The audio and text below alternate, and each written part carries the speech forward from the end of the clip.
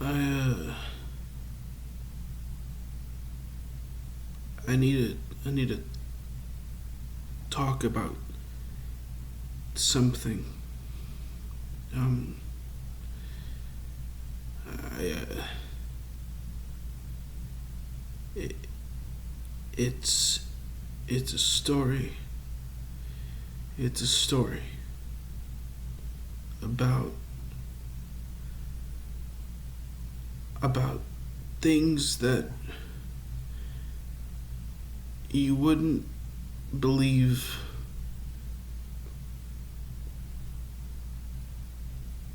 You just wouldn't.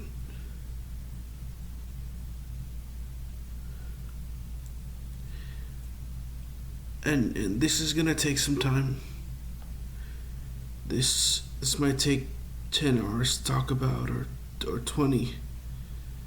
And I want to get this right off the bat, that what I am talking about is, from my perspective, an entirely true story. And in this story, I nearly lose my life on multiple occasions.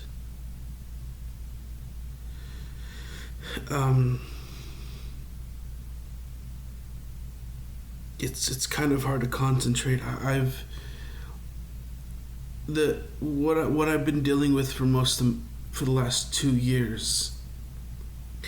Something has been happening for the last 2 years in my life, and it's terrifying, and it's real, and I'm scared, and there's so much stress in my life, and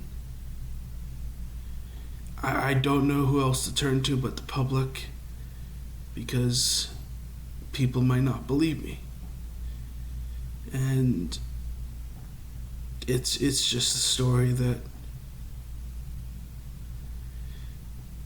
you I feel like an idiot because I'm rambling over and over. I want people to who hear this to know that what I'm going through is a real story, and it's not a work of fiction or anything trying to fake itself to be reality. Markiplier is a YouTuber. He does Let's Plays. He's my favorite YouTuber. He's a big role model in my life. Just to sort of set that bar. Not really good at talking. It feels like this is a confession sort of video. Or just a recording. What I've been trying to deal with has changed my life in such a way that I'm blinking out. Crap. Has changed my life in such a way that after what I've recovered from and what I've been dealt with, the story that I want to talk about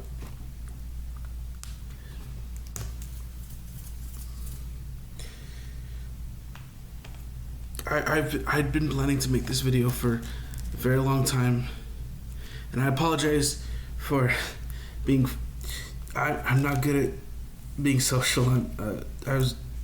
I'm diagnosed with autism. I'm not like good talking, but I'd been planning to talk about this for the last half a year, and yeah. I should have brought all of this in. I'm pretty sure I know what I'm going to put in the title, but that's not just what actually happened. What I've been dealing with has a lot of real life aspects to it, a lot of real life scenarios, and there is behind all of this a group to blame, and I I need to start from the beginning, because that's where it always goes. Um,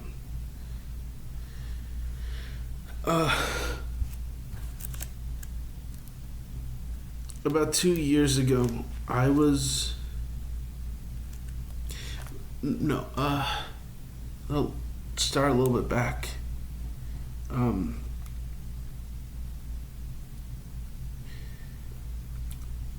about maybe 2.5 years ago, I was attending a trade school in Los Angeles, California. I ended up passing a lot of my classes, and I was about to graduate, but I made the dumb decision to go and I found my ex online who was transgender, and I went to go live with them.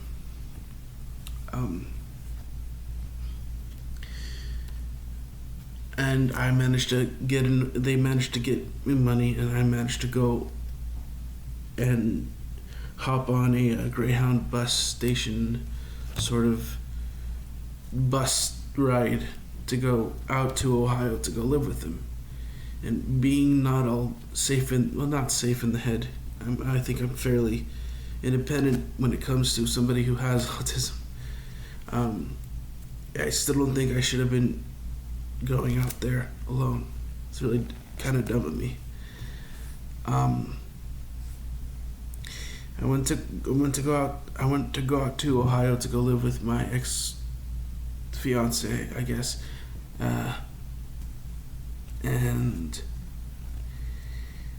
things sucked a lot. In the beginning, it was kind of okay. I got one of my first jobs. I was a fry cook, or I guess I was a fry cook for a donut shop that I worked in with my ex, and things like that would happen. And I eventually, in the course of working there, I heard a rumor that I was going to get fired, and I was tricked, but I quit preemptively, and they wouldn't hire me back. I did ask a couple times. It came to a point where my ex's father kicked me out of their house, and I had nowhere to go. So I kept walking the streets. I went back to the house, and I started screaming, but not like in the way of violence. I wasn't banging on any door. I was sort of crying because I was scared of being out on the street and kind of abandoned like that, because I'm not used to that sort of thing. And when I did go and knock, my ex wanted to take me back in, even though I think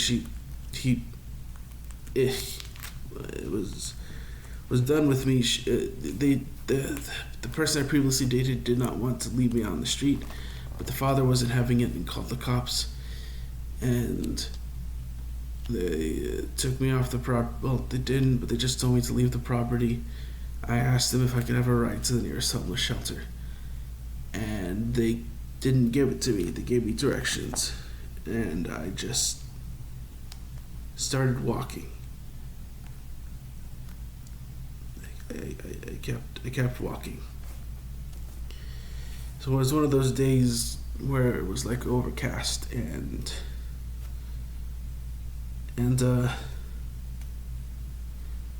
very sort of not foggy, but just no sun out there, you know. I walked about 3 or 4 miles, and I made it to the shelter they told me about.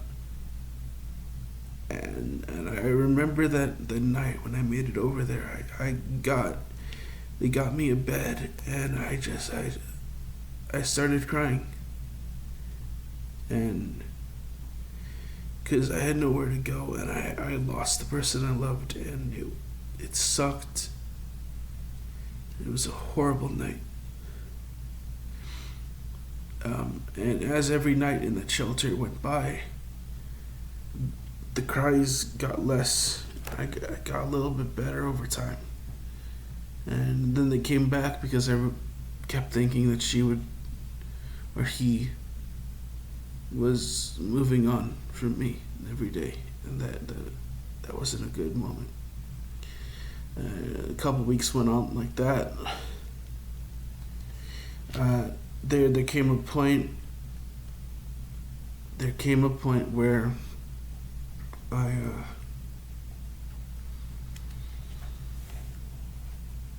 people were talking about temp jobs, and these are jobs that where you could work for 1 week, not tied down too hard to a company, and you'd get a decent paycheck. And you had to go to a building. I ended up I had to do something with my life. I didn't know where to go or what to do. So I got my backpack, and I walked, I think, another 3 or 4 miles or more to go over to that shelter, not shelter, that temp service building thing. I ended up overshooting it and missing it, and I walked 5 or 6 miles in the opposite direction. Now, mind you, I've been stressing out about getting a job after a long while, after that donut thing that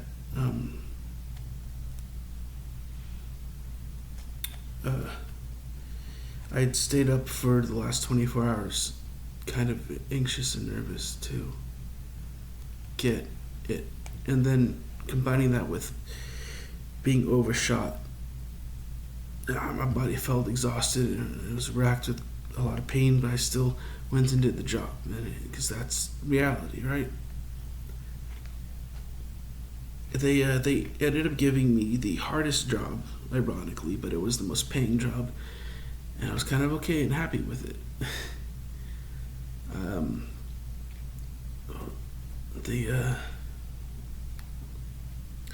It was a weird cardboard box factory thing, and I managed to get there. They had some coffee. I was able to wake up in the building, and then they take a little bit of money out of the paycheck you're going to be given, because they have a driver that takes you there and takes you back. And they took me out of state, outside of Ohio, and it was the most terrifying thing for me. Like, I was living in a shelter in Ohio, halfway across the country of my real state of birth, and I was going to another state doing this job, and if I didn't go through with it, I would be stuck there in the middle of nowhere with, I don't even think of my wallet. It was the most terrifying thing in my life. Well, at the time, it was the most terrifying thing in my life. This is all real. This whole story is real, and everything that I am going to be saying is real. If anybody wants to interview me, if anybody wants to talk to me personally to prove that this isn't fake, that this isn't real, I will gladly do that. I don't think a lot of people are going to be listening, but I'm going to get this off of my chest, because I need to, and there are people that need the need to hear the bells of justice. uh, uh, I fortunately the job that I got out in Ohio. The reason why it's the hardest shift that you got was it was a 12-hour shift, and it was heavy manual labor with only a lunch break, and that's it. I explained to everybody my situation during that lunch break, and somebody actually asked, like, what kind of like stuff were you on to keep going like that? And I didn't know at the time. Like when I got there, halfway through the shift, I felt like I was living a lucid dream. It wasn't all there. When I got back, they actually gave me the cash in hand, which is around $400, and I was able to buy myself a phone. Just a cheap cell phone, and I was able to buy service on it, some headphones, and over time, my health got a little bit better. I kept going to this temp service job, and they kept giving me these small jobs to do instead of just one day, which was the first one I was given was one single day, but it was a hard day. They gave me sets of weeks to do certain jobs that I would be able to get a paycheck for. And I wasn't necessarily able to buy a home or shelter, but it was something that made me feel grounded. I found the welfare office in that town. I had applied to food stamps, and I got accepted, and I was able to buy my own food. The shelter I lived in back in Ohio, because I don't live there anymore because of what happened to me, was that they gave away 3 meals a day, and you could take a shower whenever you want and stay in bed for as long as you want. But the atmosphere there was extremely depressing, and it was very sad, and I didn't have a charger. I didn't have any sort of technology. I didn't have anything on me for a good month or two, and I just sort of sat in bed, and it was very depressing. It was very lonely, and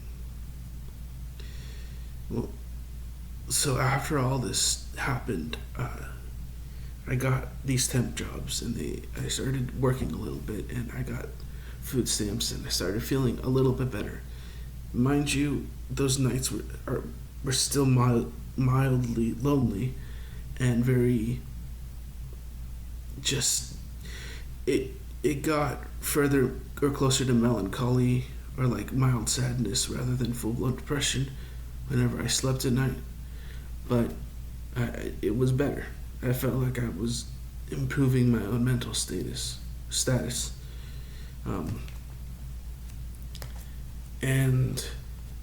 then a small fact that you should know is that I did have a Twitter account that had around 30,000 followers, and I was growing it.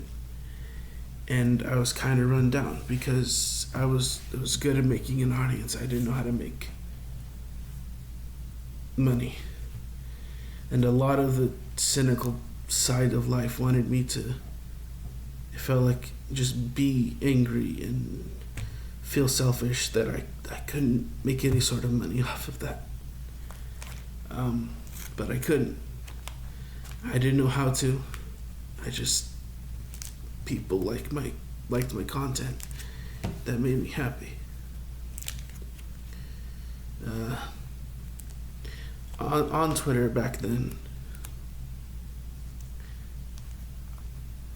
I found a link.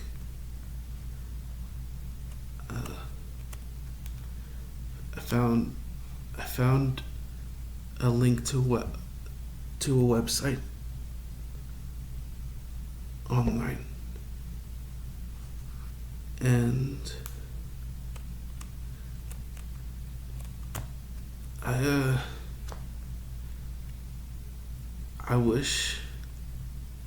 I wish I never clicked on that link. Um, I'm I'm gonna cut off this part of the story. I want to make it into a sort of prologue before the main series. For the people responsible that have probably already found my channel, and I do mean it, if you have found my channel, I'm not gonna stop until this information's out.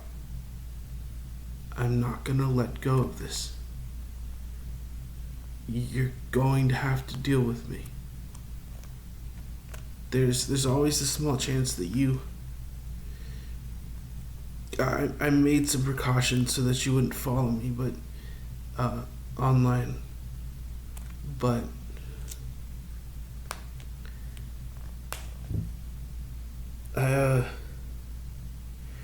I don't think that worked.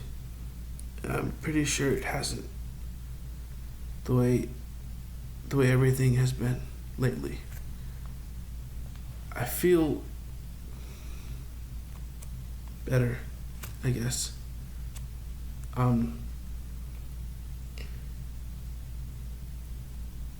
Just let me tell my story. If you're here, let me explain it.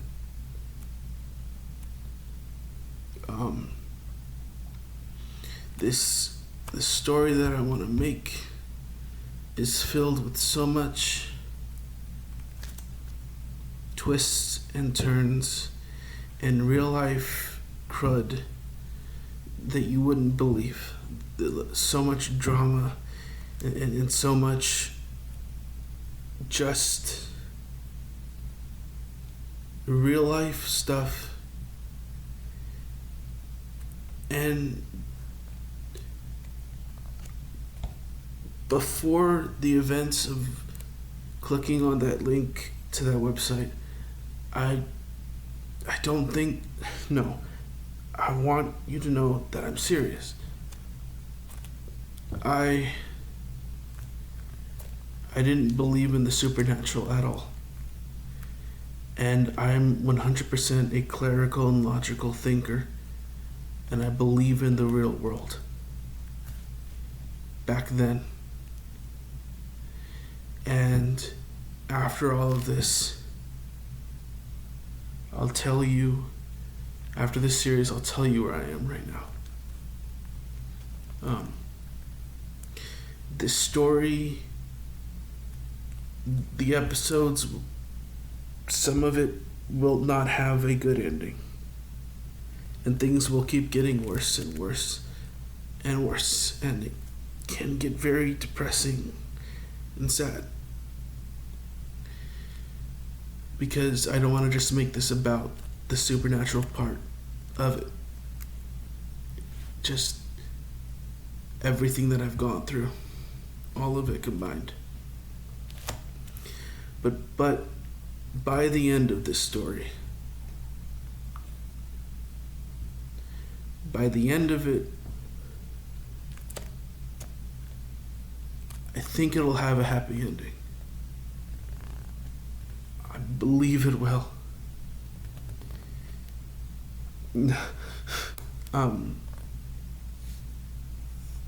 Yeah.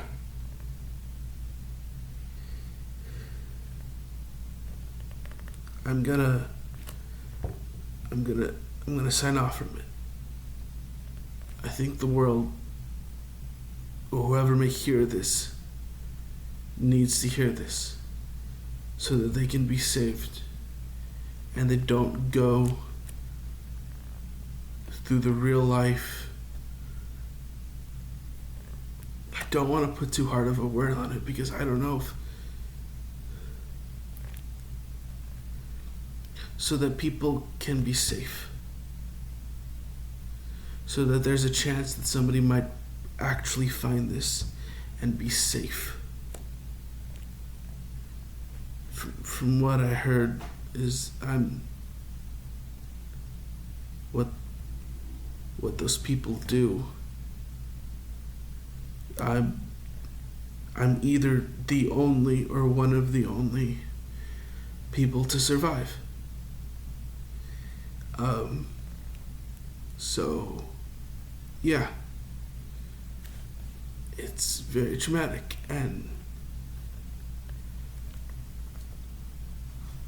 I hope you all have a good day despite the the depressing and weirdness and crap that all of this is. Yuck.